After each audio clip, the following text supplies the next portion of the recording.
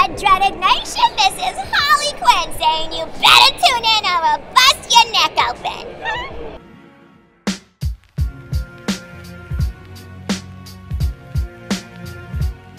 Red Dreaded Nation, what is up? It is your boy Akasan here. We are here behind the scenes of the Batman the Animated Series on Blu-ray announcement, press, interview room. We're behind the scenes right now with a bunch of different reporters. We got a few executive producers and the cast of the animated series showing up here in just a few minutes, and your boy Akasan is going to interview him. It's going to be backtastic. Let's go. Comics Plus, Akasan here. I am here with the executive producer, Batman the Animated Series.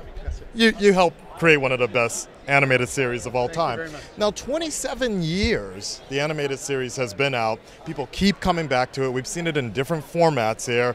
What do you think made it transcend time? Well, on a broad level, it was a cartoon of the times. It reflected, obviously, the birth of the franchise by way of Tim Burton's movie.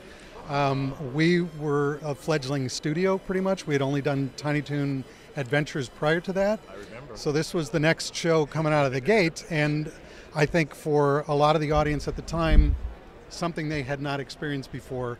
It was straight out drama. There was no campiness to it. It was dark, it was brooding, and I think the audience growing up on it, it was similar to my experience growing up on Looney Tunes. It was something that you saw, you liked, you thought, this is really kind of cool. I dig it. And now 25 years later, 27 years later, that original fan base are adults with children and introducing their kids as much as I introduced mine to the Looney Tunes, and it's sort of a heritage property, and it's quite a unique experience because the content was true to form and true to the origins of the character. I think that's why we loved it when we started the project, when we grew up with the character, and we tried to preserve the integrity of that character, the DNA, if you will, for what Batman and Gotham were intended to be.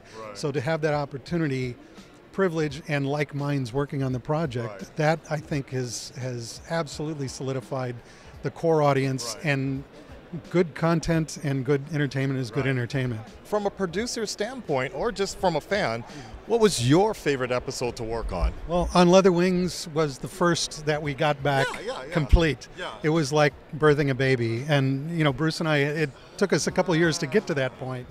But even though we had done a 90-second piece that sold sort of, or solidified our role as producers on the show, it still had not proved concept that 22 minutes per week was going to work.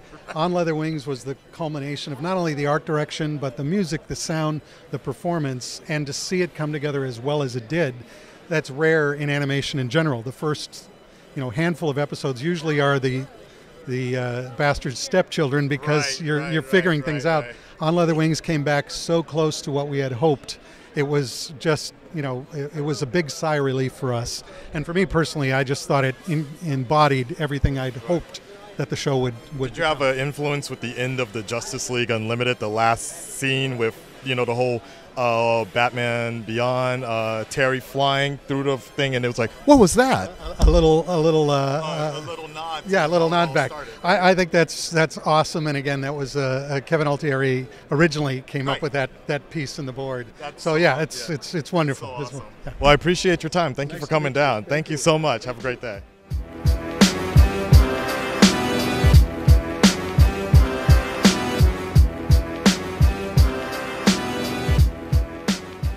Make sure you guys check out Batman the Animated Series on Blu-ray, coming out October 30th. Happy Halloween indeed.